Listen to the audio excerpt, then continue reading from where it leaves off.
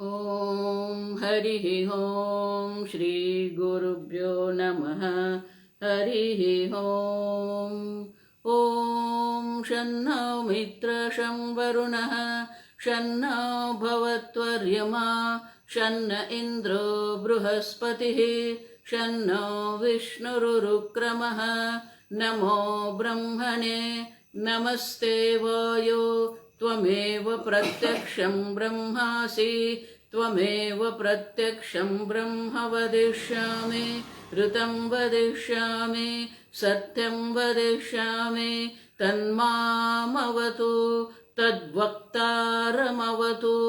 अवतु माम् अवतु वक्तारम्। ॐ शान्ति शान्ति शान्तिः।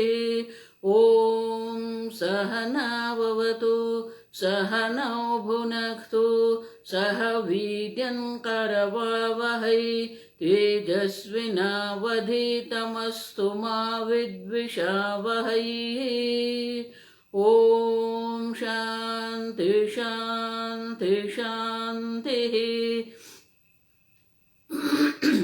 सदाशिवसमारम्भां शङ्कराचार्यमध्यमाम् अस्मदाचार्यपर्यन्तां वन्दे गुरुपरम्परां।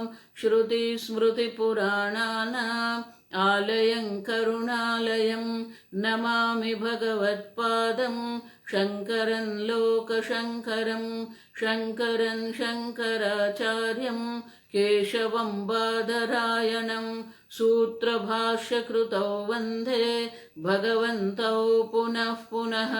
ईश्वरो गुरुरात्मेति मूर्तिभेदविभागिने व्योमवद्व्याप्तदेहाय दक्षिणामूर्तये नमः। निधये सर्वविद्यानां विषजे भवरोगिणां गुरवे सर्वलोकानां दक्षिणामूर्तये नमः। ॐ नमः प्रणवार्थाय शुद्धज्ञानैकमूर्तये निर्मलाय प्रशान्ताय दक्षिणामूर्तये नमः। मंगलाचरण। ॐ नमः श्रीशङ्करानन्द गुरुपादाम्बुजन्मने। ॐ नमः श्रीशङ्करानन्द गुरुपादाम्बुजन्मने। सविलासमहामोहग्राहग्रासैककर्मणे सविलासमहामोहग्राहग्रासैककर्मणे।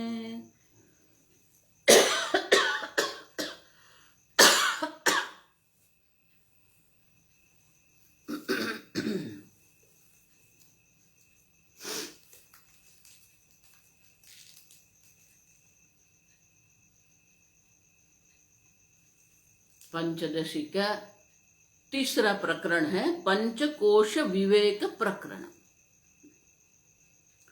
पंचकोश विवेक प्रकरण में विद्यारण्य मुनि ने कृष्ण यजुर्वेद का तैत्तिरीय उपनिषद है, तैत्तिरीय उपनिषद के जो ब्रह्मानंद वल्ली है वो ब्रह्मानंद वल्ली और भृगुवल्ली में जो पंचकोश विवेक दर्शाया है, पंचकोश विवेक के द्वारा आप अनंत ब्रह्म स्वरूप है ये उपदेश किया गया है, उनका विश्लेषण यहाँ पर किया है। और वो जो वाक्य है सत्यम ज्ञानम अनंतम ब्रह्म यो वेद निहितं गुहायाम, तो उसी का विश्लेषण कर रहे हैं और पूरे ब्रह्मानंद वल्ली का विश्लेषण भी वो करेंगे। लेकिन उनकी अपनी एक शैली है, तैत्तिरीय उपनिषद एक अपनी शैली जो है वो है। तैत्तिरीय उपनिषद में भी वो पंचकोश विवरण ही है, लेकिन विद्यारण्य मुनि ने अलग प्रकार से उनका विश्लेषण किया है। जो ये 43 श्लोक 43 वर्सेस जो है उसमें हम देख गए हैं। अब आज उनका पूरा समरी हम देखेंगे, पूरा संक्षेप में पूरा प्रकरण हम देख लेंगे। तो आरंभ कहां से किया?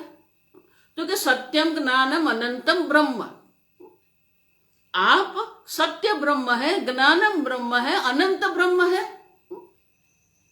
लेकिन आप जो अनंत ब्रह्म है उनका ज्ञान प्राप्त हमें करना है। लेकिन ज्ञान तो हमें बुद्धि में होगा। किसी भी प्रकार का, आप ठीक से समझना, किसी भी प्रकार का ज्ञान है, पराविद्या मानी ब्रह्म ज्ञान, आत्मज्ञान है, या अपरा विद्या का कोई भी ज्ञान है। अपरा विद्या माने कि वेद से आरंभ करके जो लौकिक ज्ञान है, जो लौकिक विद्या है, पराविद्या अपराविद्या, ज्ञान तो हमें बुद्धि में ही होना है। तो ब्रह्म ज्ञान भी बुद्धि में ही होना है। और इसीलिए कहते हैं जो अनंत ब्रह्म है वो आपकी बुद्धि में उपलब्ध हो रहा है। जिस प्रकार के सूर्य का जो प्रकाश है सर्वव्यापी है, लेकिन रात्रि में जो आकाश है वो आकाश में तो सूर्य का प्रकाश है ही। हम जहां पृथ्वी पर है वहां सूर्य का प्रकाश नहीं है, हम पीछे की ओर है। आप ठीक से समझो। लेकिन जो आकाश है, आकाश में तो सूर्य प्रकाश सर्वव्यापी है। संपूर्ण सूर्य मंडल में सूर्य का प्रकाश सर्वव्यापी है, लेकिन हम देख नहीं सकते क्योंकि प्रकाश अदृश्य है। लेकिन वही सूर्य जब चंद्रमा के ऊपर परावर्तित होता है तो हम कहते हैं सूर्य से चंद्र प्रकाशित हुआ। लेकिन हम दूसरी दृष्टि जो शिफ्ट करते हैं, हम दृष्टि का परिवर्तन करेंगे तो क्या होगा? चंद्र के कारण वहां सूर्य के किरण है वो हमें समझ में आया। तो उसी प्रकार से ब्रह्म सर्वव्यापी है, गुहाहितम, इसलिए पहले ही श्लोक में कह दिया ब्रह्म सर्वव्यापी चैतन्य स्वरूप है। लेकिन वही चैतन्य आपकी बुद्धि गुहा में, हृदय कमल में अभिव्यक्त हो रहा है। अहम हंतया स्फुरति रुच स्वयं। रमण महर्षि जी कहते हैं अहम रूप में, देखो आत्मा मानी आप है। संस्कृत में आत्मा कहते हैं, हिंदी में मैं कहते हैं, अंग्रेजी में कैपिटल आई कहते हैं, वो आप है। आप समझो, वो आत्मा जो चैतन्य स्वरूप है वह कहाँ उपलब्ध हो रहा है? तो कहते हैं गुहाहितम ब्रह्म यत् पंचकोश विवेकतः। ये आपकी बुद्धि गुहा में जो ब्रह्म छुपा हुआ है, जो उपलब्ध हो रहा है, लेकिन अज्ञान के कारण वो छुपा हुआ जो ब्रह्म है, ढका हुआ जो ब्रह्म है, वही ब्रह्म को हम जान सकते हैं। किस प्रकार से? पंचकोश विवेकतः, पंचकोश के विवेक के द्वारा ही बोद्धुम शक्यम, उसे जानना संभव है। भले वो सर्वव्यापी है, बुद्धि में जब तक वो विषयाकार नहीं होता है तब तक हमें ज्ञान नहीं होता है।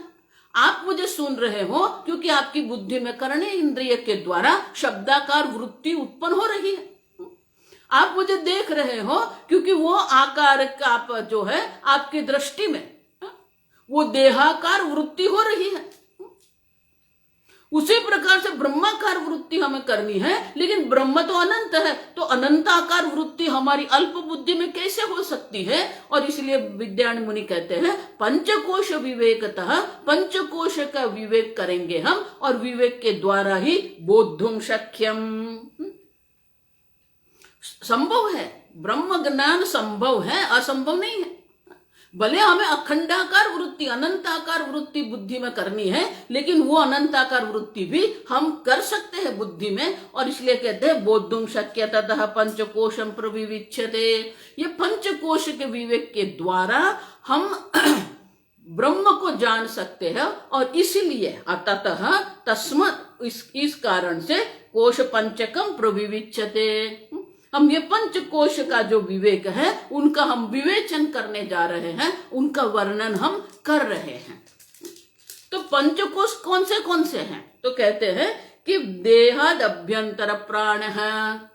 देखो श्रुति माता जो है, श्रुति माता अन्य शब्दों से कहती है अन्नम अन्नम ब्रह्म, अन्योंतरात्मा प्राणमय है, अन्योंतरात्मा मनोमय है, अन्योंतरात्मा विज्ञानमय है, अन्योंतरात्मा आनंदमय है।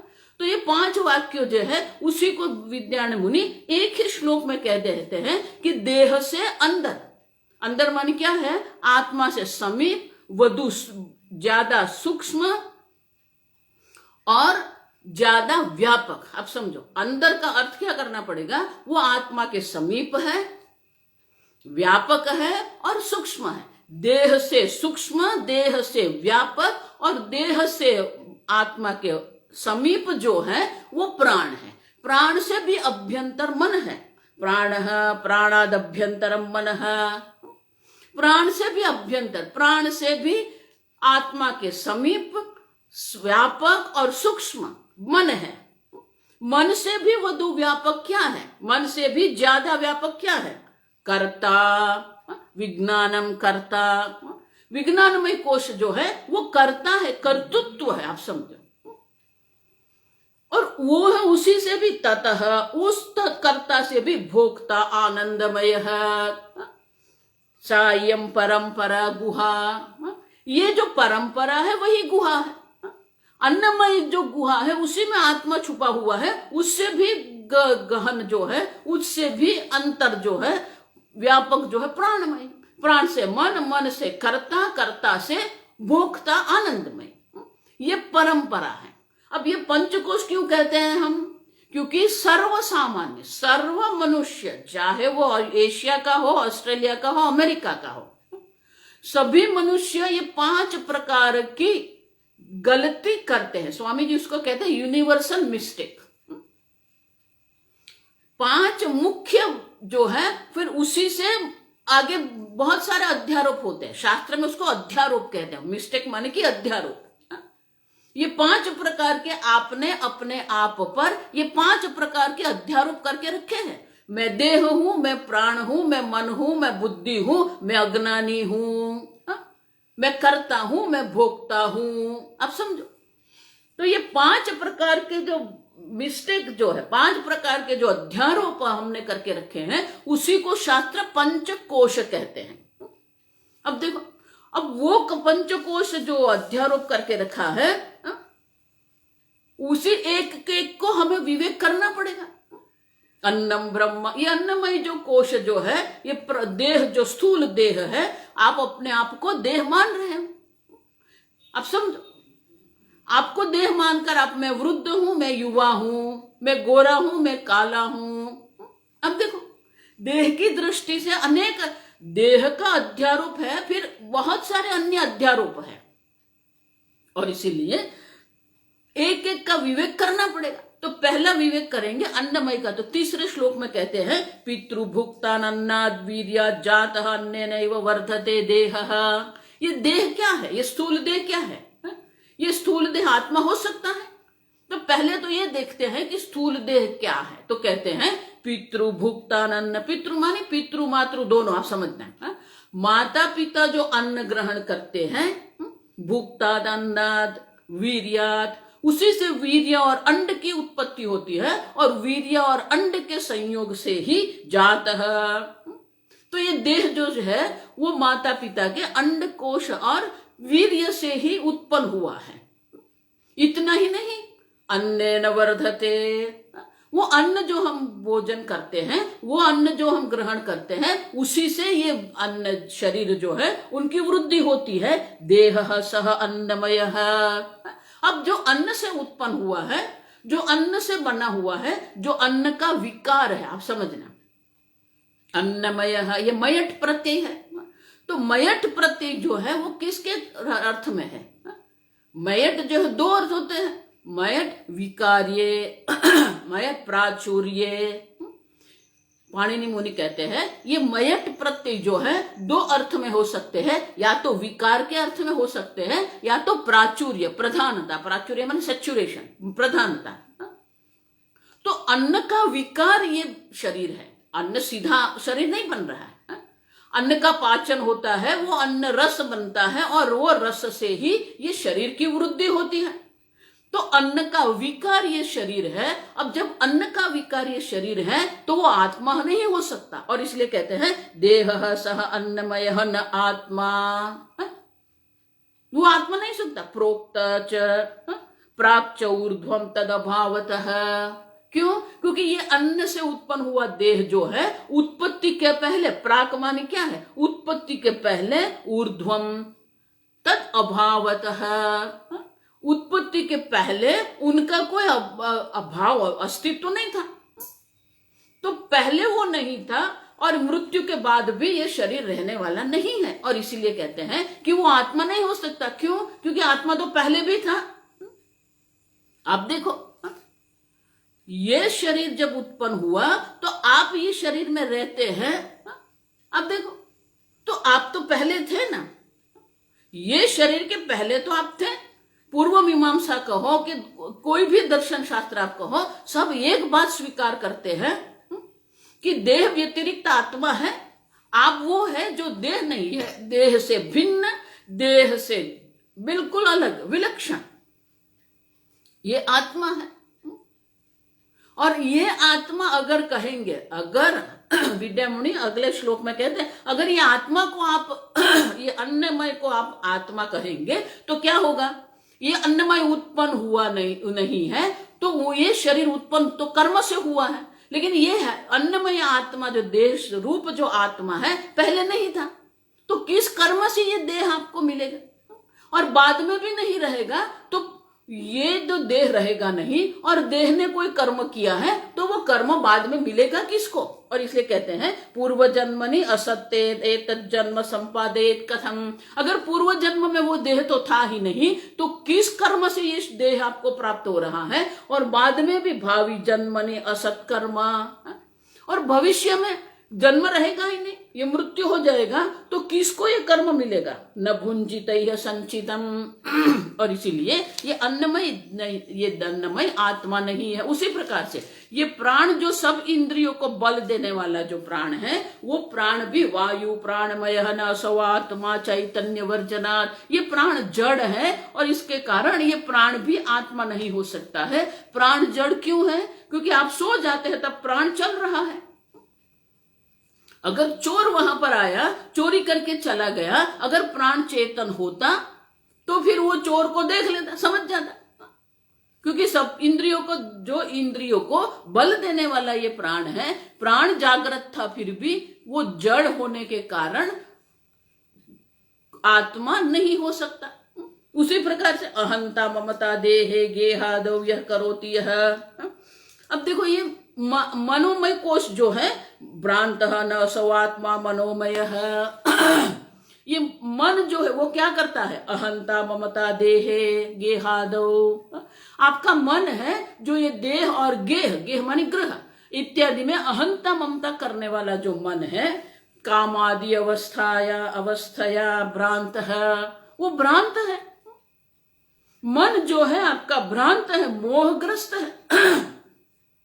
और वही जो मन है कामादि अवस्था, कामादि काम क्रोध लोभ मोह मद मात्सर्य, ये 6 विकार है। ये 6 विकार जो है वही नहीं, आपके मन में अनेक प्रकार के भाव है, शांत है, विक्षिप्त है, भ्रांत है।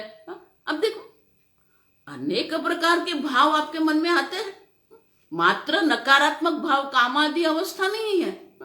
दयालु कहेंगे, माया कहेंगे, कृपालु कहेंगे, ये सब भी मन के ही अवस्था है। तो जो विधेयात्मक अवस्था है या नकारात्मक अवस्था है, वो सब अवस्था वाला मन है। मान कि मन विकारी होने के कारण न असवात्मा, वो आत्मा नहीं हो सकता है। उतना ही नहीं, विज्ञान भाई भी आत्मा नहीं। क्यों? लीना सुप्तौ वपुः बोधे व्याप्नुयाद आनखाग्रगा। ये बुद्धि जो है, बुद्धि दर्पण समान है, चिच्छाया उपेता दीही न आत्मा। ये बुद्धि जो हम देखेंगे, जो बुद्धि जो है दर्पण समान है, उसी में ये आत्मा का प्रतिबिंब पड़ रहा है, और अति प्रतिबिंब के कारण चिच्छाया उपेत है। वो चैत छाया के कारण, चिदाभास के कारण चेतन दिख रही है बुद्धि, लेकिन बुद्धि में जो चेतनता है, बुद्धि की जो चेतनता है, वो आत्मा की चैतन्य स्वरूप से कारण है, अपनी नहीं है। उतनी नहीं, वे बुद्धि जो है लीना सुप्त, सुषुप्ति अवस्था में वो बुद्धि रहती नहीं है। वपुः बोधे अव्याप्नुयाद, संपूर्ण वो शरीर में ये व्याप्त है। आनखाग्रगाः, नख शिख हम कहते हैं, नख से, पैर के नख से शुरू करके शिखा तक संपूर्ण शरीर, वपुः संपूर्ण शरीर में जागृत अवस्था जब होती है तो ये बुद्धि संपूर्ण शरीर में व्याप्त होती है। लेकिन जब सुषुप्ति अवस्था आती है तो ये बुद्धि जो है वो शांत हो जाती है, सुषुप्ति अवस्था में चली जाती है, और इसलिए कहते हैं वो आत्मा नहीं हो सकती। उतना ही नहीं, कर्तृत्व करणात्वभ्याम विक्रियता अंतरिंद्रियम विज्ञान मनसी। और मन और बुद्धि, वो दोनों में क्या भेद है। तो कहते हैं कि बुद्धि में कर्तृत्व है और मन जो है वो करण है, दोनों है। कर्तृत्व करणत्वाभ्याम विक्रिया, दोनों विकारी है। मन भी विकारी है, मन भी सतत परिवर्तनशील है, बुद्धि भी परिवर्तनशील है, लेकिन एक कर्तृत्व, एक में कर्तृत्व है, दूसरा जो है वो करण है। विज्ञान मनसी अंतर्बहिश्चैति परस्परम, दोनों एक दूसरे की अपेक्षा से क्या है, अंदर बाहर है। मन जो है वो करण है, बुद्धि है जो करता है, ये करण का उपयोग कर रही है, तो मन बाहर की ओर है और विज्ञान जो है वो अंदर है। विज्ञान मानी करता। अब देखो, तो विज्ञानमय कोश जो है वो मनोमय कोश से अंदर है, और विज्ञानमय कोश से देखेंगे तो मनोमय कोश बाहर है। बोलते हैं इसी प्रकार से कहते हैं अंतर्बहिः। उतना ही नहीं, काचिद अंतर्मुख वृत्ति ही आनंद प्रतिबिंब भाग। अब आनंदमय कोश क्या है, आनंद प्रतिबिंब। जिस प्रकार से बुद्धि में चैतन्य का प्रतिबिंब पड़ रहा है, उसी प्रकार से आनंदमय कोश में वो आनंद का प्रतिबिंब होता है, और इसलिए वो आनंद का प्रतिबिंब होने के कारण वो आनंदमय कोश हम उसे कहते हैं, वो विज्ञानमय से भी अंदर है। पुण्य भोगे भोग शांतम निद्रा रूपेण लीयते। जब पुण्य होता है तो आनंद की अनुभूति होती है, लेकिन जब सुषुप्ति अवस्था आती है तो वो आनंदमय भी लीन हो जाता है, माने कि आनंदमय भी विकारी है, वो आनंद में प्राचुर्य है। 3 प्रकार की वृत्ति आनंद में होती है, प्रिय, मोद, प्रमोद। प्रिय माने किसी भी वस्तु का अस्तित्व की हमें पता चलता है। जब हमें पता चलेगा बाजार में आम आ गई, तो मन में जो वृत्ति होती है उसको प्रिय वृत्ति कहते हैं, जो आनंद मन में जो है।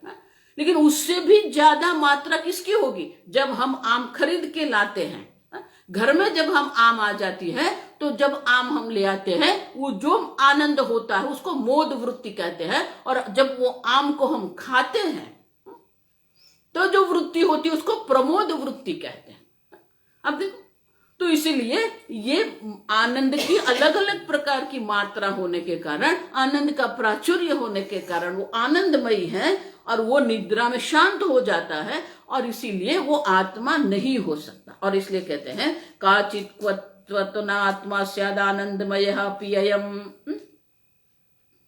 काचित कत्वत्वतः न आत्मा, कभी वो आनंदमयी है, जागृत अवस्था में आनंदमयी है, स्वप्न अवस्था में आनंदमयी है, सुषुप्ति अवस्था में आनंदमयी नहीं है। तो कभी होता है कभी नहीं होता है, इस प्रकार से आत्मा आनंदमय जो है वो आत्मा नहीं हो सकता। आत्मा तो जागृत अवस्था में भी है, स्वप्न अवस्था में भी है, सुषुप्ति अवस्था में भी है, और इसीलिए बिंबभूत यह आनंद आत्मा सब सर्वदा स्थित है। लेकिन जो बिंबभूत माने कि जो आनंद स्वरूप आत्मा है, आप बिंब है, और दर्पण में जो आपका प्रतिबिंब दिख रहा है उसको प्रतिबिंब कहते हैं, बिंब प्रतिबिंब।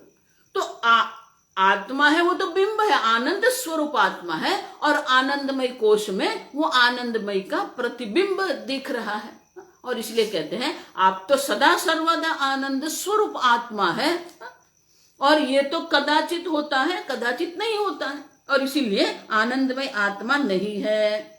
और इस प्रकार से जब कह कि ये 5 कोश का विवेक करने के बाद बाकी जो रहता है वो आनंद स्वरूप आप है, वो सद ब्रह्म चित ब्रह्म आनंद ब्रह्म आप है। तो वो शून्यवादी की चर्चा करते हैं कि शून्यवादी कहता है नहीं, ये 5 कोश का विवेक करने के बाद कुछ रहता ही नहीं है, और इसीलिए कहते हैं ननो देहम उपक्रमे निंद्रा आनंद वस्तुषु मां भूत आत्मन आत्मत्वमन्यस्तु न कचिद अन्य अनुभूयते। अब वो कहता है कि ये कोश जो है, आप कहते हैं कि वो आत्मा नहीं है, ठीक है, लेकिन आपने कभी भी ये पंचकोश से पूर्णतः भिन्न आत्मा का अनुभव कभी किया? न अनुभूयते। अब देखो, तो अगर मैं पंचकोश रहित हूं तो कभी भी मुझे पंचकोश रहित आत्मा की अनुभूति तो होनी चाहिए ना। न अनुभूयते मां भूत, वो कभी मुझे इस प्रकार से आनंदमय से भिन्न, पांच कोश से भिन्न कभी भी आत्मा की अनुभूति नहीं हो रही है, और इसलिए आत्मा शून्य है। तो हम कहते हैं नहीं नहीं, क्यों? बाढ़ निद्रादय सर्वे अनुभूयन्ते न चैतरः। भले पंचकोश से भिन्न, स्थूल सूक्ष्म कारण शरीर से भिन्न अलग आत्मा की अनुभूति नहीं है, लेकिन तीनों में जो रहने वाला है और पांच कोश में जो जिसकी अनुभूति हमें हो रही है वो सर्व सामान्य है। अब देखो, न च इतरः, उससे अन्य आत्मा की अनुभूति न होते हुए भी तथापि एते अनुभूयन्ते येन। अब देखो विद्यारण्य बहुत सुंदर उत्तर देते हैं। भले आपको ये पांच कोश से भिन्न आत्मा की अनुभूति नहीं होती है, क्यों? जो भी होगा, कभी जागृत अवस्था है, कभी स्थूल अवस्था है। अब देखो, जागृत अवस्था में स्थूल शरीर है, सूक्ष्म शरीर है, कारण शरीर है। स्वप्न अवस्था में सूक्ष्म शरीर है और कारण शरीर है। निद्रा अवस्था में कारण शरीर है।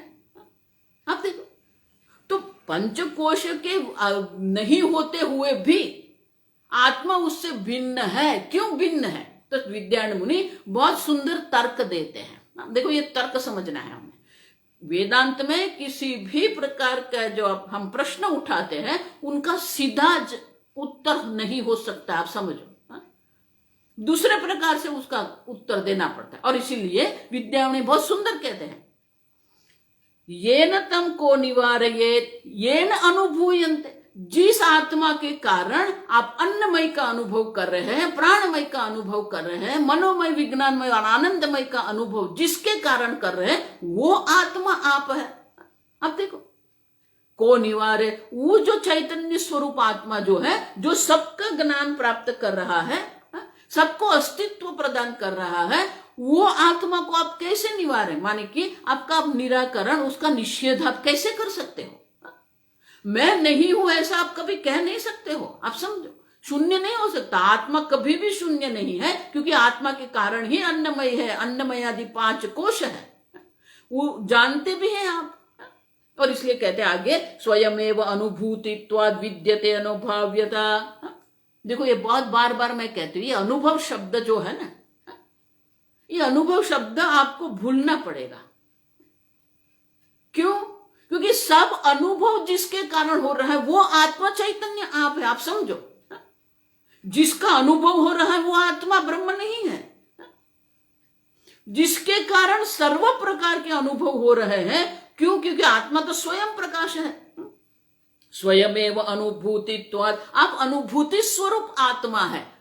आत्मा का अनुभव नहीं करना है, अनुभूति स्वरूप आत्मा आप है, और जिसके कारण सर्व प्रकार के अनुभव हो रहे हैं।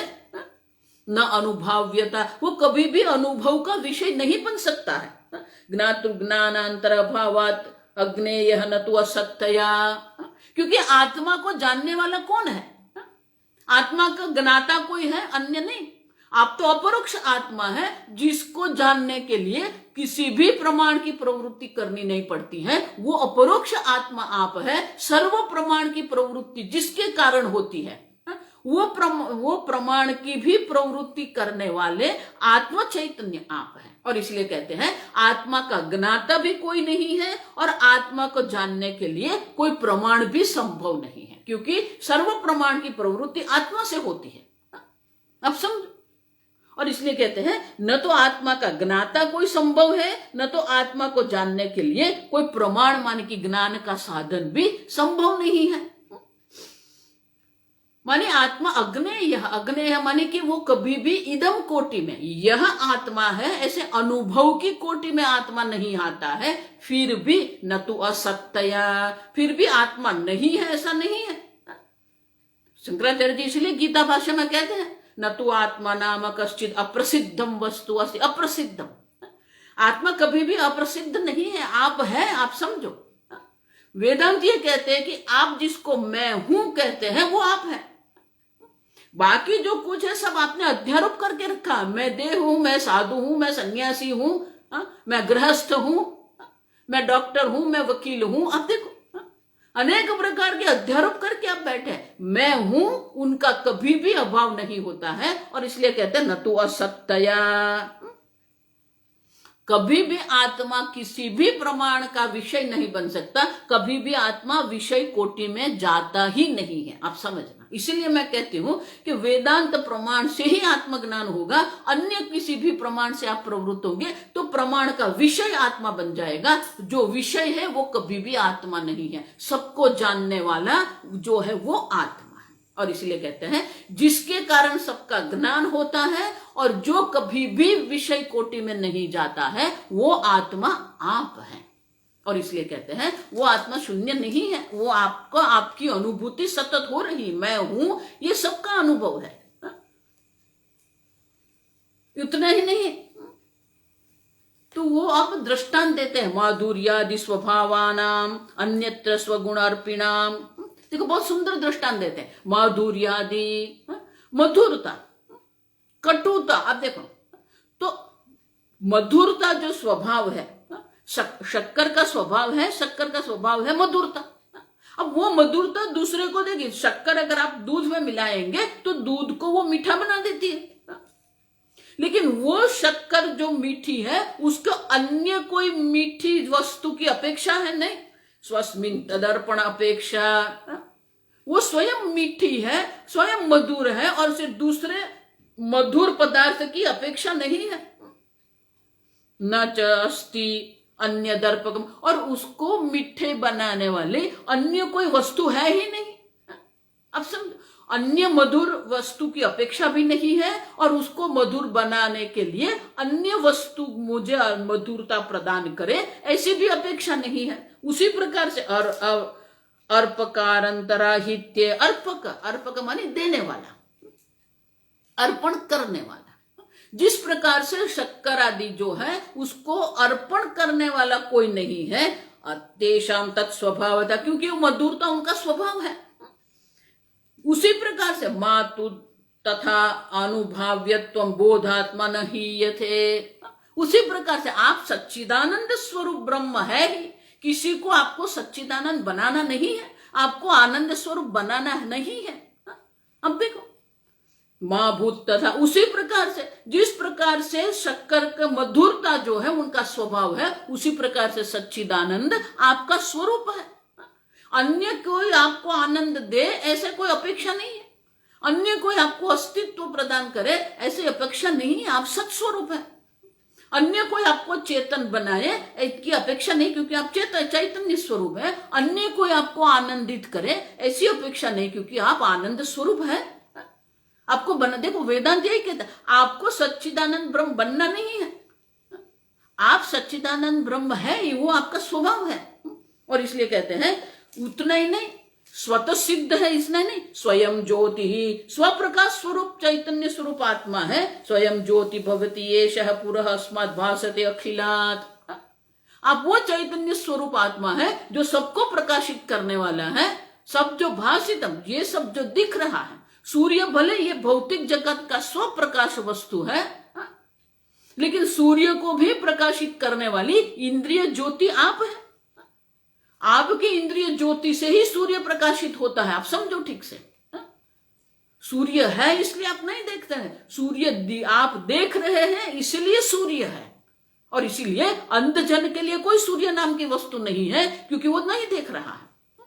और इसलिए आपकी इंद्रिय ज्योति जो है वो स्वप्रकाश सूर्य को भी प्रकाशित करती हो, इसलिए कहते हैं स्वयं ज्योति ही। आप तो आत्मा स्वयं ज्योति है, और इंद्रिय ज्योति जो है वो भी किसके कारण ज्योति है? मनोज्योति ही। और मनोज्योति किसके कारण? आत्मा ज्योति ही। ये बृहदारण्यक में ज्योति ब्राह्मण है। और इसलिए कहते हैं आप वो स्वयं स्वप्रकाश चैतन्य स्वरूप आत्मा है, जिसके कारण अन्य सर्व वस्तु प्रकाशित हो रही। तमेव भांतम अनुभाति सर्वम तस्य भाषा, ये श्लोक, ये मंत्र है। न तत्र सूर्यो भाति न चंद्र तारकम नेमा विद्युतो भाति कुतोयम अग्निः। ये चैतन्य स्वरूप जो स्वयं ज्योति आत्मा है, वहां सूर्य का प्रकाश, चंद्र का प्रकाश नहीं पहुंच सकता, अग्नि भी नहीं, और विद्युत का प्रकाश भी वहां नहीं पहुंच सकता। क्यों? क्योंकि वो अपेक्षा नहीं है। जिस प्रकार से शक्कर को अन्य मधुरता की अपेक्षा नहीं है, उसी प्रकार से आपको भी अन्य प्रकाश की कोई अपेक्षा नहीं है। आप स्वयं ज्योति आत्मा है, आप समझो। और इतना ही नहीं, तमेव भान्तम अनुभाति सर्वम, आप स्वप्रकाश है इसलिए अन्य सर्व वस्तु प्रकाशित हो रही है। जैसे सूर्य के प्रकाश में अन्य वस्तु प्रकाशित होती है, उसी प्रकार से आपके प्रकाश से ही अन्य सर्व वस्तु प्रकाशित हो रही है। तमेव भान्तम अनुभाति सर्वम तस्य भासा सर्वमिदं विभाति, आपके प्रकाश से ही अन्य सर्व वस्तु प्रकाशित हो रही है। और इसीलिए ये नैदम जानते सर्वम तत्केन अन्येन जानताम, और इसीलिए ये प्रश्न बृहद उपनिषद में उठाते हैं, जिसके कारण जो ज्ञान स्वरूप आत्मा जो है, जिसके कारण ये सर्व वस्तु दृश्य कोटि है, सर्व वस्तु आप जानते हैं, आनंदमय को भी आप जानते हैं, विज्ञानमय कर्ता को भी आप जानते हैं, मन जो अंतःकरण है वो करण को भी आप जानते हैं, इंद्रियों को भी आप जानने वाले हैं, देह को भी आप जानने वाले हैं, और ये बाह्य जगत को भी आप जानने वाले हैं। इसीलिए भगवान क्या कहते, इदम शरीरम कौन्तेय क्षेत्रमिति, ये जो शरीर है वो अहम नहीं है, वो क्षेत्र है, दृश्य है। उसी प्रकार से इंद्रिय भी दृश्य है, मन भी दृश्य है, कर्ता बुद्धि भी दृश्य है, अब समझो, आनंदमय भी दृश्य है, अज्ञान भी दृश्य है।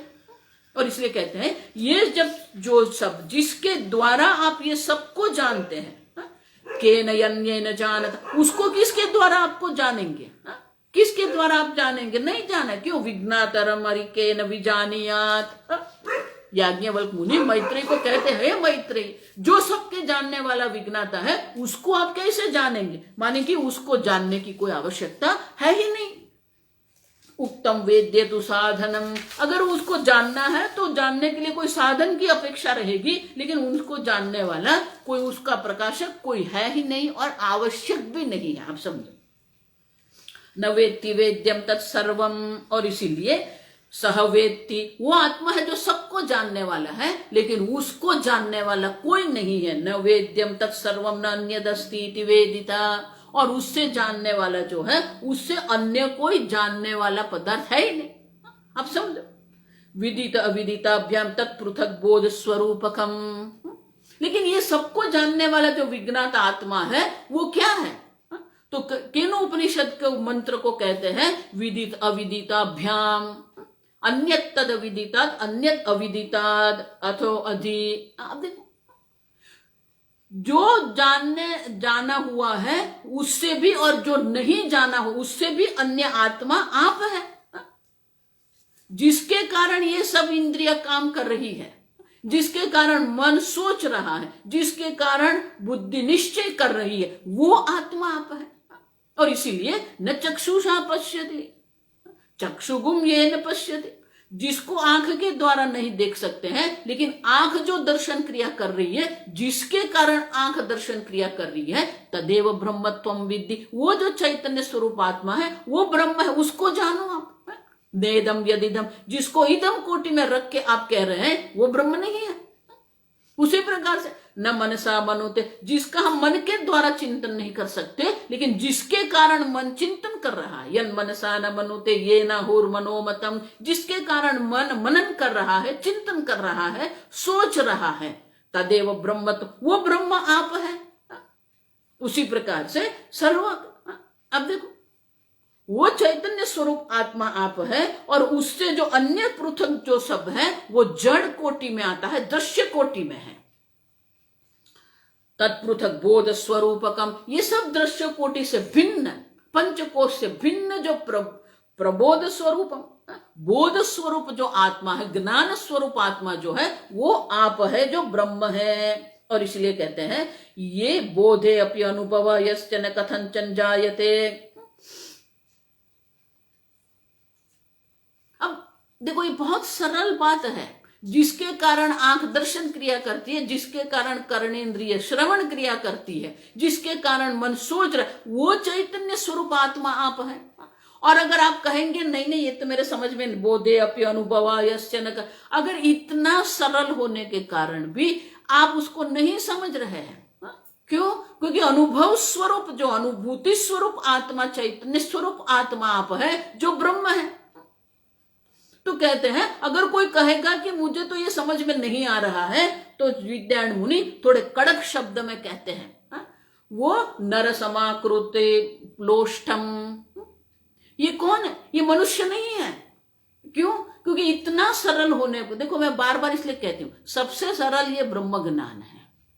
क्यों? क्योंकि आप स्वयं है और आप चैतन्य स्वरूप है, स्वतः सिद्ध स्वप्रकाश चैतन्य स्वरूप आत्मा है, और फिर भी कहते हैं कि नहीं मुझे समझ में नहीं आ रहा है, तो आश्चर्य है। और अगर वो कहेगा तो वो कौन है? तम कथम बोधयेत्, उसका बोध शास्त्र कैसे कर सकता है? ऐसा अगर कोई प्रश्न उठाता है तो वो व्यक्ति कौन है?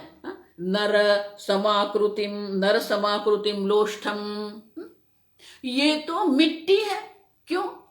नर के आकार में वो नर समकृति आकृति है, वो मिट्टी के समान, माने कि आप मिट्टी है। आप समझो, इतनी जड़ता बुद्धि में आ जाती है, ये स्थूल विषय का चिंतन करते करते हमारी बुद्धि इतनी स्थूल और जड़ बन जाती है कि इतने स्वप्रकाश चैतन्य आत्मा को भी हम समझ नहीं सकते हैं। अब देखो पिछले प्रकरण हम देख के गए कि ये हमारी अनुभूति में क्यों नहीं आ रहा है,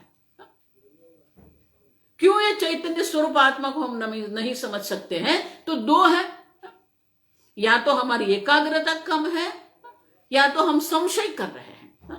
अनेकाग्रता संशयाद्वा, तो हमारी बुद्धि को हमें तैयार करनी पड़ेगी। इसीलिए वे उपनिषद में भी कहते हैं एष सर्वेषु भूतेषु गूढ़ात्मान प्रकाशते, सर्वेषु भूते सर्वव्यापी चैतन्य स्वरूप आत्मा आप है। आप समझो, नहीं समझ में आ रहा है तो क्यों नहीं? गूढ़ात्मा न प्रकाशते, वो नहीं प्रकाशित हो रहा है, लेकिन हो सकता है कैसे? दृश्यते तु अग्र बुद्धिया, अगर आपकी बुद्धि अग्र माने कि तीक्ष्ण बुद्धि होनी चाहिए, शार्प। अगर आपकी तीक्ष्ण बुद्धि है, सूक्ष्म बुद्धि है, और सूक्ष्म चिंतन करने का स्वभाव अगर आप बनाएंगे, सूक्ष्मदर्शी बनेंगे आप, तो अवश्य आपको ज्ञान हो सकता है। और इसीलिए ये बुद्धि की जड़ता के कारण, बुद्धि की स्थूलता के कारण हमें ज्ञान नहीं हो रहा है। तो हमारी बुद्धि को अगर हम सूक्ष्म बना देते हैं, सूक्ष्म दर्शन करना हमारा स्वभाव अगर हम बनाएंगे, तो ब्रह्म ज्ञान अवश्य हो सकता है। बाकी कोई ऐसा नहीं कह सकता कि मुझे समझ में नहीं आ रहा। अगर वो कह रहा है तो वो क्या कहता है? तो अगले श्लोक में कहते हैं जिह्वा में अस्ति न वा इति।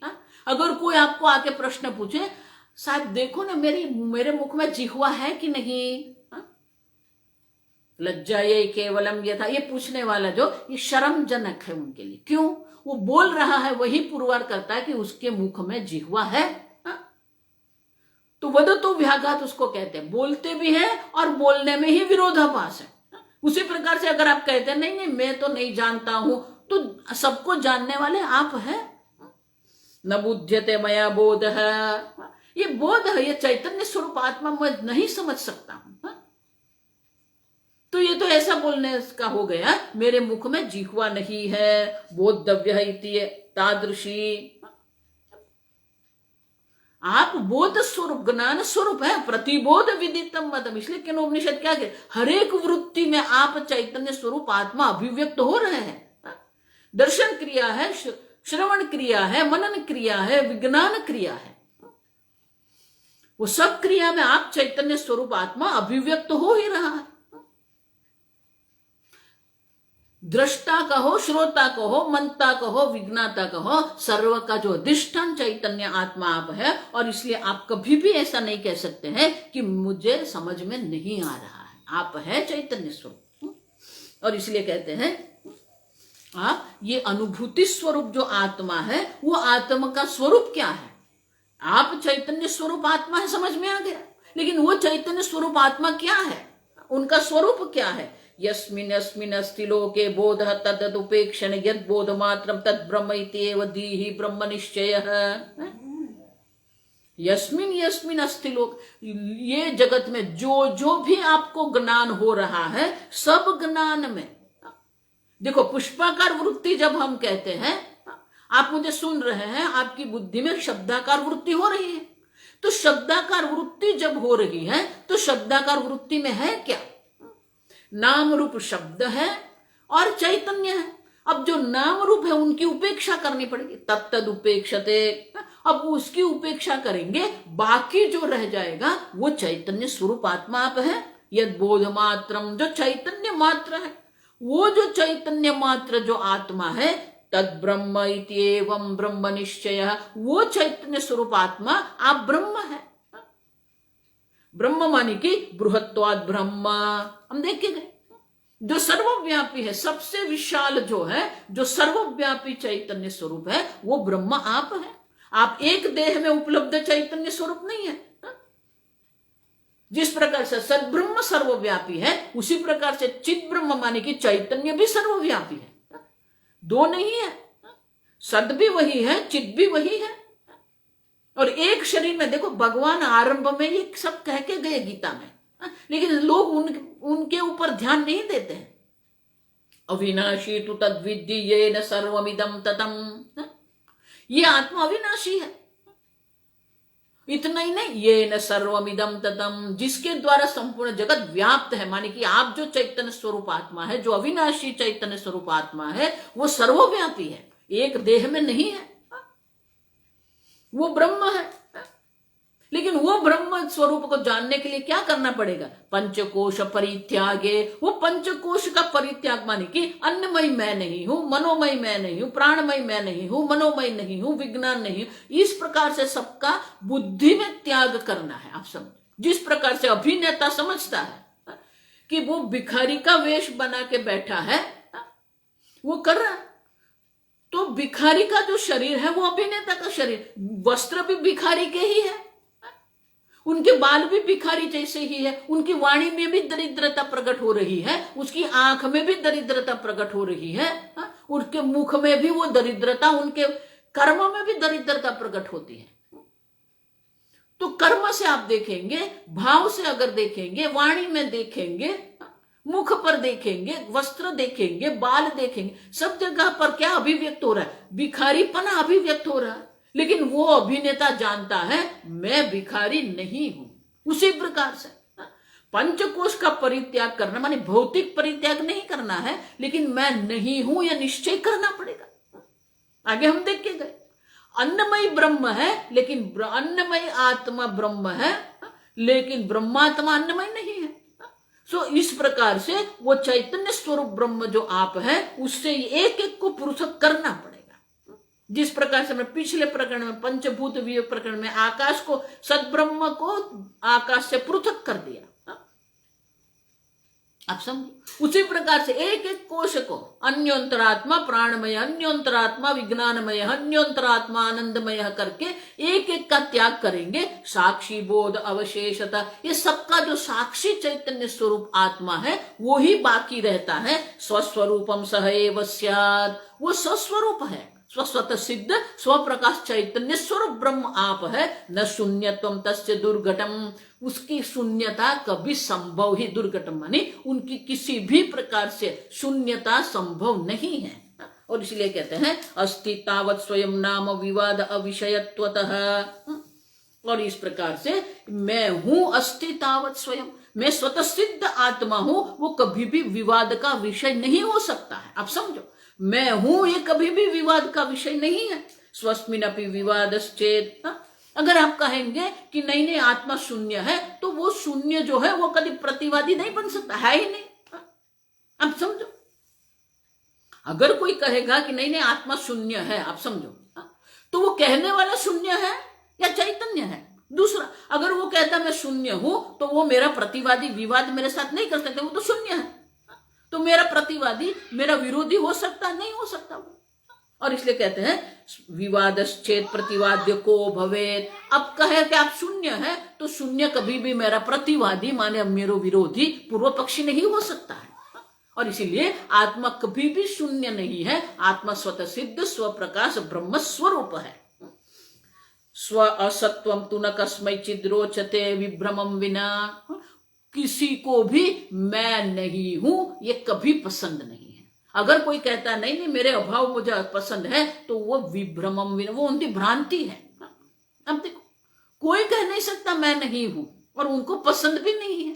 आपको जो पसंद है वो तो आपका अस्तित्व है, इसलिए मृत्यु किसी को पसंद नहीं। आप समझो, आपको मृत्यु क्यों पसंद नहीं है? क्योंकि आपका अभाव आपको पसंद नहीं है।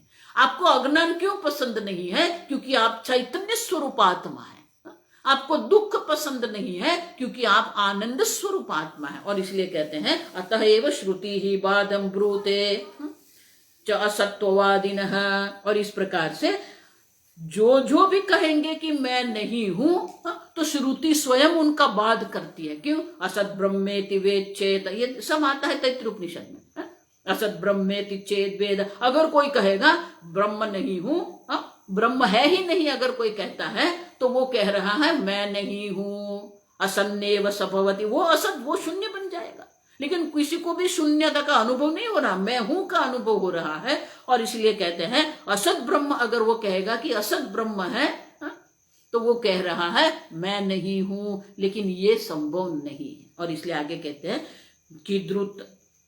कीदृक् तर्हि चेत।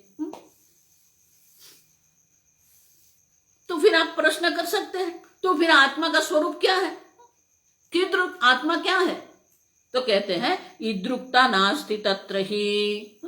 आत्मा क्या है अगर आप हमें पूछेंगे तो ये आत्मा है, ऐसा हम कभी भी आपको नहीं कह सकते, क्योंकि जो बोलने वाला है वो भी ब्रह्म स्वरूप आत्मा है, जो सुनने वाला है वो भी ब्रह्म स्वरूप आत्मा ही है। अब समझो, तो ये आत्मा है, ऐसा कोई निर्देश नहीं कर सकता। ईदृक्ता नास्ति तत्र, इतना ही नहीं, यन ईदृक यन अनिद्रुक अताद्रुक तत्स्वरूपम विनिश्चिनु। आत्मा ऐसा है, आत्मा तैसा है, ऐसा हम कभी नहीं कह सकते, क्योंकि आत्मा स्वतः सिद्ध स्वप्रकाश चैतन्य स्वरूप आत्मा है। उनका कोई गुण नहीं, उनका कोई क्रिया नहीं, उनकी कोई संबंध नहीं है। आप समझो, इसीलिए ये आत्मा है, ऐसा आत्मा है, ऐसा आत्मा नहीं है, ऐसा किसी भी प्रकार से जिसका हम वर्णन नहीं कर सकते हैं, वो आत्मा आप है। अब समझो, देखो इसलिए मैं कहती हूं ये अनुभव करने वाले हैं ना, सब गड़बड़ कर रहे हैं। आप ध्यान करो, ध्यान अच्छा है, लेकिन ध्यान से मुझे आत्मा का साक्षात्कार हो जाएगा, तो ध्यान करने वाला आत्मा है या जिसका साक्षात्कार हुआ वो आत्मा है। बहुत सालों पहले स्वामी जी ने इसलिए सूरत में प्रवचन किए थे, मेडिटेशन अपॉन मेडिटेटर। अब समझो, आप तो ध्यान करने वाले ध्याता है, उनका अनुभव आप कैसे करेंगे? सबका अनुभव जिसके कारण हो रहा है, जिसके कारण सब इंद्रिया प्रवृत्त हो रही है, मन प्रवृत्त हो रहा है, वो चैतन्य स्वरूप आत्मा आप है। और इसलिए कहते हैं ये आत्मा है, ये आत्मा ऐसा जिसका हम कभी भी निर्देश नहीं कर सकते हैं, वो निर्विशेष स्वरूप आत्मा आप है। और इसलिए आगे कहते हैं अक्षाणाम विषयस्तु इद्रुक परोक्षता द्रुक। तो ये इद्रुक ताद्रुक क्यों कह रहे हो आप? क्योंकि इद्रुक माने यह प्रत्यक्ष, जो इंद्रियों का विषय होता है, प्रति अक्ष माने प्रत्यक्ष, जो इंद्रियों के सामने है उसको प्रत्यक्ष कहते हैं, उसको हम यह कहते हैं, इदम कहते हैं, इद्रुक कहते हैं।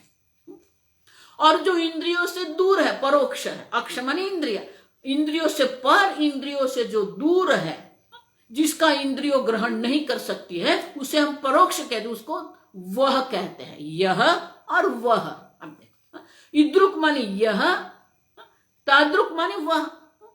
तो यह और वह जो नहीं है, जो प्रत्यक्ष भी नहीं है, जो परोक्ष भी नहीं है, जो कभी भी किसी भी इंद्रिय का विषय नहीं बन सकता है, लेकिन इंद्रियों के द्वारा जो सबको विषय बनाने वाला जो विषय है, न अक्ष विषय है, वो कभी भी इंद्रिय का विषय नहीं है।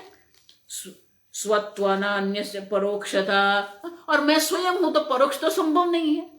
मैं इद्रुक नहीं हूं क्योंकि मैं इंद्रियों का विषय नहीं हूं, प्रत्यक्ष नहीं हूं, और मैं परोक्ष कभी हो ही नहीं सकता। क्यों? क्योंकि मैं स्वयं हूं।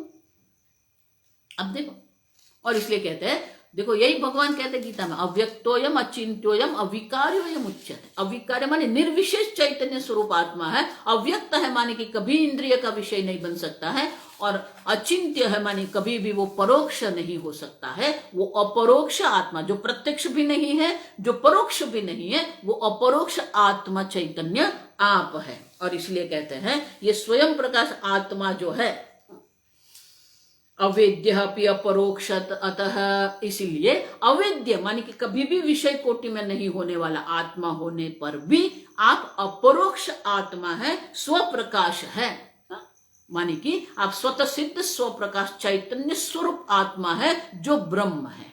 और आगे जो प्रश्न किया कि वो आत्मा का स्वरूप क्या है, तो कहते हैं सत्यम ज्ञानम अनंतम चैति इह ब्रह्म लक्षणम। आप जो चैतन्य स्वरूप ब्रह्म है उनके 3 लक्षण है, 3 स्वरूप है, सत्यम ज्ञानम अनंतम ब्रह्म।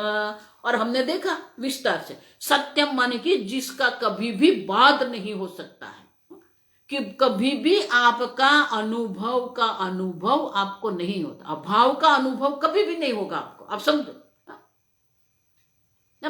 आपका अभाव का अनुभव कभी हो सकता है? नहीं हो सकता। और इसलिए कहते हैं सत्यत्वम बाधराहित्यम। आप वो सत्य है जिसका कभी बाध नहीं हो सकता। उतना ही नहीं, जगत बाधैकशा, ये संपूर्ण जगत का अभाव हो सकता है, लेकिन आप जो साक्षी स्वरूप चैतन्य है उनका कभी भी बाध नहीं होता है, और इसलिए आप सत्य स्वरूप है। इतना ही नहीं, अपनीतेषु मूर्तेषु अमूर्तम शिष्यत, दृष्टांत बहुत सुंदर देते हैं। अगर आप घर खाली कर देते हैं तो आप समझते हैं घर खाली है, खाली नहीं है। क्यों? वियत अवशिष्यते, वो आकाश है घर में। उसी प्रकार से संपूर्ण जगत का बाध हो जाएगा, लेकिन साक्षी चैतन्य स्वरूप आप है। अब समझो, संपूर्ण जगत का बाध हो सकता है, आपका बाध कभी भी नहीं हो सकता है, क्योंकि आकाश, जैसे आकाश सर्वव्यापी है, तो घर से आप सामान निकाल सकते हो, फर्नीचर निकाल सकते हो, टीवी निकाल सकते हो, आकाश को निकाल सकते हो नहीं, क्योंकि आकाश तो सर्वव्यापी है। उसी प्रकार से आप सर्वव्यापी साक्षी चैतन्य स्वरूप आत्मा है। संपूर्ण जगत का बाध हो सकता है, आपका बाध कभी भी नहीं हो सकता है। सर्वबाधे न किंचित वेद्यम किंचित तदेव तत्। नहीं, हमने कहा ना शून्य है, सर्व का बाध हो जाएगा, बाकी जो रहेगा वो शून्य है। नहीं, वो शून्य नहीं है। आप समझो, वो साक्षी चैतन्य स्वरूप आत्मा है। क्यों? अगर आप कहेंगे शून्य है तो ये विद्यारण्य मुनि कहते हैं ये भाषा का ही भेद है। आप कहेंगे उनको शून्य, हम कहेंगे साक्षी चैतन्य, शब्द एक ही है, क्योंकि आप तो रहने वाले हैं। जो बाध करने वाला, सबका बाध करने वाला, वो चैतन्य स्वरूप आत्मा आप है। अब उसके लिए आप शून्य शब्द का प्रयोग करते हो तो उसमें कोई संभवता है ही नहीं, क्योंकि बात करने वाले आप तो है, वो जो साक्षी है। और इसीलिए कहते हैं वो जो साक्षी चैतन्य जो है उसका कभी भी बाध नहीं होता है। अतः एवं श्रुति ही बाध्यम बाधित्वा शेष तदह शेष। और श्रुति माता भी सबका बाध करने के बाद जो शेष रहता है वो साक्षी चैतन्य की बात करती है, और श्रुति भी बाध करती है, नैति नैति नेति नेति, ये नहीं है, ये नहीं है, ये नहीं है करके कहती है। बाकी जो बाधित्व शेषयति, जो शेष रहता है, तद्व्यावृत्ति रूपतः, सबका निषेध करने के बाद बाकी जो रहता है वो बाधित्व अधः शेषयति। अधः मानी यह, मानी अपरोक्ष आत्मा। आप अपरोक्ष आत्मा शेष है, वही आप है जिसका बाध होता है, सब विषय कोटि में है। इदम रूपम तु यद्यावत् तत् त्यक्तुम शक्यते अखिलम। अब देखो, जो इदम आप कहेंगे, जिसको आप यह कहते हैं, उसका हम त्याग कर सकते हैं, लेकिन अहम जिसको हम कहते हैं, अशक्य ही अनिदम रूपम, अनिदम जो यह नहीं है, जो अहम है। जगत में अगर किसी को वेदांत प्रारंभ करवाना है ना, तो ये बहुत सरल है। आपको उनको बोलना है कि 2 विषय जगत में, एक इदम है और एक अहम है। अब देखो, अब उनका अहम ये शरीर से शुरू होता है, तो उसको बोलना पड़ेगा कि ये शरीर भी इदम कोटि में जाएगा, इंद्रिय भी इदम कोटि में है, मन भी इदम कोटि में है, बुद्धि भी। क्यों? क्योंकि बुद्धि दृश्य है, आप जो देखने वाले हैं, आपके मन में क्या क्या विचार उठ रहे हैं वो जानने वाले आप हैं। आपके मन में किसका ज्ञान है, किसका अज्ञान है, वो जानने वाले भी आप हैं। आप तो ज्ञान के भी प्रकाशक है, अज्ञान के भी प्रकाशक है, और इसीलिए ये बुद्धि भी इदम कोटि में जाएगी। और जो अनिदम, जो इदम माने कि जो यह नहीं बन सकता है, वो जो आत्मा जो है, सह आत्मा बाध वर्जित, वो आत्मा है, उनका कभी भी बाध नहीं हो सकता है। और इसीलिए सिद्धम ब्रह्मणि सत्यत्वम ज्ञानम तु पूरारीरितम। इस प्रकार से ये जो ब्रह्म है, उनकी सत्यता और उनका ज्ञान, बोधत्व, सत्यत्व और बोधत्व, सत्स्वरूप चित स्वरूप हम ऐसे सिद्ध हो सकता है, स्वयमेव अनुभूतित्वात् इत्यादि। और आगे हम आपको बता के गए हैं कि जो सबको अनुभव करने वाला है वो स्वयं अनुभूति स्वरूप आत्मा आप है, और ये सिद्ध होता है कि अन्य सर्व का बाध होने के बाद भी आप सत स्वरूप चित स्वरूप आत्मा अवश्य है। आप समझ, और इसलिए कहते हैं ये जो सत स्वरूप चित स्वरूप ब्रह्म है वो स्फुटम, ये स्पष्ट है। स्फुटम माने कि बहुत स्पष्ट है। अब सत्यम ब्रह्म भी आप है, चैतन्य स्वरूप ज्ञान ब्रह्म भी आप है। अब अनंतम ब्रह्म, तो अनंत आप कैसे हैं? तो इसलिए आगे कहते हैं अनंत स्वरूप जो आपका है उनका वर्णन करते हुए कहते हैं न व्यापित्वात् देशतः अंतः, व्यापित्वात् आप सर्वव्यापी चैतन्य स्वरूप होने के कारण देशतः अंतः न नित्यत्वात् नापि कालतः, आप नित्य चैतन्य स्वरूप आत्मा होने के कारण कालतः आपकी कोई मर्यादा नहीं है। आप सर्वव्यापी चैतन्य होने के कारण आप देशतः आप मर्यादित नहीं है। अब ठीक से समझो, चैतन्य सर्वव्यापी है क्योंकि दूसरा है ही नहीं जो उसको मर्यादित करे। आगे देख के गए, एकमेव अद्वितीयम ब्रह्म, एक अद्वितीय ब्रह्म है। दूसरा है तो फिर उनको मर्यादित कर सकता है, लेकिन दूसरा है ही नहीं। एकम एव, एक चैतन्य स्वरूप मात्र आप है, दूसरा है ही नहीं। और इसीलिए वस्तुतः न मर्यादा, वस्तुतः मर्यादा भी संभव नहीं है। और इसलिए कहते हैं न वस्तुतः अपि सार्वात्म्यत्वात्, सर्वात्मा, सर्व का आत्मा आप है, सर्व को अधिष्ठान सत्ता और स्फूर्ति प्रदान करने वाले आप हैं। और इसलिए वस्तुतः भी कोई भेद नहीं है। आप घट जब कहते हैं तो घट की सत्ता और घट का प्रकाशक आप ही है। तो सर्व वस्तु में आप सर्वव्यापी चैतन्य होने के कारण आप वस्तुतः भी आपकी कोई मर्यादा संभव नहीं है। अनंतम ब्रह्मणि त्रिधा, इस प्रकार से ये ब्रह्म में 3 प्रकार की अनंतता है।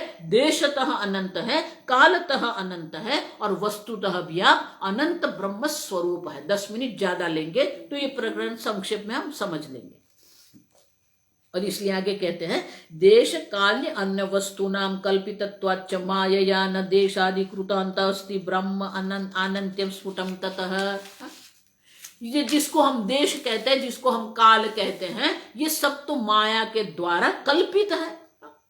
हम पिछले प्रकरण में देख के गए कि माया शक्ति से ही ईश्वर ये सब उत्पन्न करता है और माया शक्ति स्वयं स्वतंत्र नहीं है। वो ईश्वर पर आधारित होने के कारण जिसका अपना कोई स्वतंत्र अस्तित्व नहीं है उसी को हम मिथ्या कहते हैं।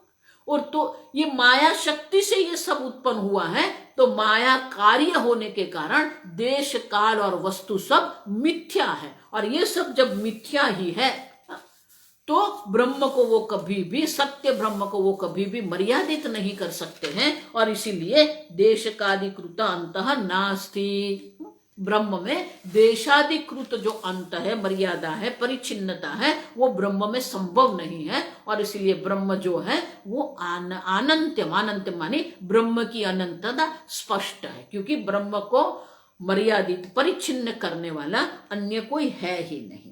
इस प्रकार से सत्यम ज्ञानम अनंतम ब्रह्म यद वस्तु तस्य तत, ये सत्यम ज्ञानम अनंत ब्रह्म जो है वही आपका स्वरूप है। ये ठीक है, मेरा स्वरूप है, लेकिन आप ही कहते हो ये परमात्मा है, ये जीव है। तो कहते हैं ईश्वरत्वम त जीवत्वम उपाधिद्वय कल्पितम। जिसको हम जीव कहते हैं वो जीव भाव जो है वो कल्पित है। उपाधि के, अविद्या उपाधि के कारण जीवत्व कल्पित है और माया उपाधि के कारण ईश्वरत्व भी कल्पित है। और इसीलिए शक्ति ही रैषि काचित सर्ववस्तु नियामिका आनंदमय आरभ्य गूढ़ा सर्वेषु वस्तुषु। हम विस्तृत देख के गए कि ये जो ईश्वर है, ईश्वर की जो माया शक्ति है, भले वो ईश्वर माया शक्ति को हम कल्पित कहते हैं, लेकिन उनको इतने हल्के से लेने की आवश्यकता नहीं है। क्यों? क्योंकि वही है सर्वनियामिका, संपूर्ण जगत को नियमन करने वाली, माने कि संपूर्ण जगत को व्यवस्थित रखने वाली जो है वो माया शक्ति है। नियमन माने नियंत्रण नहीं, कंट्रोल नहीं कर रही है वो। सूर्य को सूर्य बना के रखती है वो, चंद्र को चंद्र बना के रखती है, जल को जल बना के वो रखती है, सबका नियमन कर रही है, माने कि सबको व्यवस्थित, ऑर्डर जिसको अंग्रेजी में कहते हैं हार्मनी, तालबद्धता। ये जगत में जो व्यवस्था हम देख रहे हैं, ये जगत में हम जो नियमन देख रहे हैं, सब नियम से चल रहा। आप कितने बजे उठते हो उनका कोई ये मतलब नहीं है। सूर्य अपने समय से उदित होता है, ये नियमन है, व्यवस्था है, आप समझे। और इसलिए कहते हैं ये माया शक्ति जो है सर्व का नियंत्रण करने वाली है। और उतना ही नहीं, आनंदमय आरभ्य गूढ़ सर्वेषु वस्तुषु, और वो जो शक्ति है वो शक्ति भी स्वयं व्यापी, आनंदमय से आरंभ करके संपूर्ण ब्रह्मांड में ये माया शक्ति व्यापक है। आप देखो, आप समझ रहे हैं, बहुत जरूरी है, हमने विस्तार से देखा है।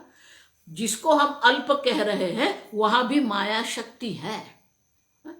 आप समझ, शक्ति तो सर्वव्यापी है। भले हम कहते कि ये जड़ पत्थर है, वो पत्थर में वही ईश्वर की माया शक्ति उपलब्ध है, वो अभिव्यक्त नहीं हो रही है, अनभिव्यक्त है, लेकिन माया शक्ति है सर्वेषु वस्तुषु। और इसीलिए वस्तु धर्म, ये नियमन कैसे करते, वस्तु धर्म नियम्य शक्त्या नैवं यदा तदा। अगर आप कहेंगे ये सर्व वस्तु को व्यवस्थित रखने वाली नहीं है, तो क्या होगा, सर्व वस्तु में सांकर्य हो जाएगा। सूर्य चंद्र बन जाएगा, चंद्र सूर्य बन जाएगा, अग्नि पानी बन जाएगा, पानी अग्नि बन जाएगा, ये नहीं होता है, आप समझो। अन्य अन्य धर्म सांकर्य विप्लवेत जगत खलु, तो फिर जगत का अंत हो जाएगा, आप समझो। लेकिन ये संपूर्ण ब्रह्मांड जो है उनका नियमन ये माया शक्ति कर रही है, उसी के कारण ये जगत व्यवस्थित है, जगत अपना काम कर रहे हैं, आप समझो। जो गड़बड़ कर रहे हैं वो करने वाले हम हैं, अगले प्रकरण में आएगा ये सब। ये जगत तो व्यवस्था है, संपूर्ण जगत एक व्यवस्था है। वो जगत को संसार बनाने वाले आपका मन है, कर्तृत्व भोक्तृत्व है। संपूर्ण ईश्वर का बहुत सुंदर जगत, स्वामी जी उसको ऑर्डर कहते हैं।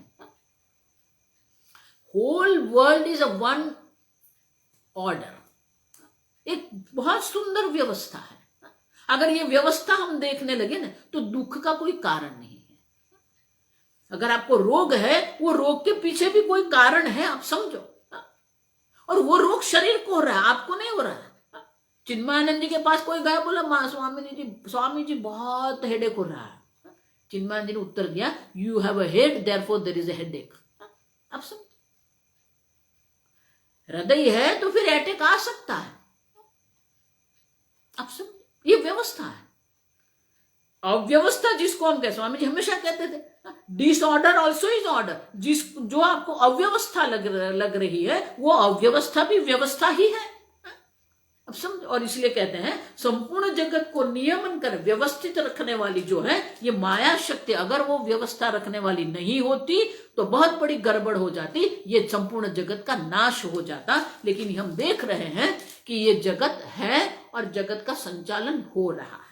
आगे कहते हैं चिच्छाया वेशतः शक्ति चेतना एवं विभाति। और ये जो शक्ति है वो चेतन देख रही है, क्यों? क्योंकि वो माया शक्ति में भी चैतन्य का प्रतिबिंब हो रहा है। वो सत्व प्रधान माया होने के कारण, सत्व प्रधानता के कारण ही वो माया चेतन बन गई है। वो चेतन दिखती है, चैतन्य स्वरूप नहीं है। माया शक्ति सत्व प्रधानता के कारण उनमें जो चैतन्य स्वरूप आत्मा का प्रतिबिंब हो रहा है, और इसीलिए तत्शक्ति उपाधि संयोगात ब्रह्म एवं ईश्वरताम व्रजेत। और वही शक्ति की उपाधि के कारण जो जिसको हम सत्यम ज्ञानम अनंतम ब्रह्म कहते हैं, वही माया उपाधि के कारण ईश्वर कहलाता है। उसी प्रकार से कोश उपाधि विवक्षायाम याति ब्रह्म एवं जीवताम। और ये पंचकोश की दृष्टि से, पंचकोश में अहम बुद्धि करने से, पंचकोश की अपेक्षा से ही वही ब्रह्म जो है वो जीवता प्राप्त करता है। मानी माया उपाधि से ब्रह्म ईश्वर कहलाता है, पंचकोश उपाधि के कारण वही ब्रह्म है वो जीव कहलाता है। वो आप सापेक्षिक है। वो सापेक्षिक कैसे है? तो दृष्टांत देते हैं, पिता पितामहश्चैव पुत्र पौत्रो यथा प्रति। आपके सामने पुत्र है तो आप पिता है, आपके सामने पुत्र है तो आप माता है। तो पुत्र की अपेक्षा से आप माता पिता है। आप तो एक व्यक्ति है, आप समझो। पत्नी की अपेक्षा से पति है, पति की अपेक्षा से पत्नी है। आप तो एक व्यक्ति है, लेकिन आपके सामने जो है उसकी अपेक्षा से आपके अलग अलग नाम पड़ते हैं। ये पुत्र है, ये पिता है, ये पितामह है। ये पुत्री है, ये माता है, मातामह है। मातामही मानी नानी। अब देखो, तो ये जो सब नाम आपके पढ़ रहे हैं वो अपेक्षा माने कि दूसरे की अपेक्षा से, माने वो सत्य नहीं है। आप माता पिता नहीं है, पुत्र की दृष्टि से आप माता पिता है। आप तो एक व्यक्ति है जो अनेक प्रकार के वेश जो है आप में संभव है। उसी प्रकार से उपाधि की अपेक्षा से जीव और ईश्वर है, स्वरूपतः न तो जीव है न ईश्वर है। और इसलिए कहते हैं पुत्रादेहे अविवक्षायाम न पिता न पितामहः। पुत्र नहीं है तो पिता भी नहीं है। अब देखो, पिता नहीं रहे तो आप पुत्र नहीं रहे। पिता का निधन हो गया तो आप पुत्र नहीं है। पितामह का निधन हो गया आप पौत्र नहीं है। तद्वद न ईशः नापि जीवः। उसी प्रकार से न ईश्वर है न जीव है। शक्ति कोश विवेचना, माया शक्ति की विवक्षा से ईश्वर है, कोश पंच कोश की विवक्षा से अपेक्षा से जीव है, लेकिन दोनों मिथ्या है। पंचकोश भी मिथ्या है, माया शक्ति भी मिथ्या है, और इसीलिए न तो जीव है न ईश्वर है। और इसीलिए यह एवं ब्रह्म वेद एषः ब्रह्म एव भवति स्वयं। इस प्रकार से जो अपने को स्वयं ब्रह्म स्वरूप समझता है वो ब्रह्म है। तो क्या बाकी के लोग ब्रह्म नहीं है? आप भी ब्रह्म है, लेकिन आप जानते नहीं है। इसलिए पूज्य स्वामी जी हमेशा कहते कोई प्रॉब्लम आ गया, कोई बात नहीं, वापस आ गए। अब you are as big as you think about yourself. आप अपने बारे में क्या सोच, दूसरे आपके बारे में क्या सोचते हैं ना, ये इनका कोई मतलब नहीं है। आप समझना, आप अपने आप को कैसे समझते हो। अगर आप अपने आप को देह मानते हो तो आप अल्प है। अगर आप अपने आप को बुद्धि मानते हो तो आप अज्ञानी है। क्यों? क्योंकि आपका ज्ञान जो है ये अनंत ज्ञान के सामने ये आपका ज्ञान तो अल्प ही है। अब समझो। और इसीलिए कहते हैं कि यदेव, जो अपने को ब्रह्म जानता है वो स्वयं ब्रह्म है। ब्रह्मणः नास्ति जन्म, और ये ब्रह्म तो सत्यम है, तीनों कालों में एक समान। त्रिकालेपि तिष्ठति इति सद ब्रह्म। तो आपका न तो जन्म है और आपका कभी जन्म हुआ भी नहीं है, न अतः पुनः एष न जायते, और कभी भी आपका जन्म वापस नहीं हो सकता है, क्योंकि जन्म है तो मृत्यु है।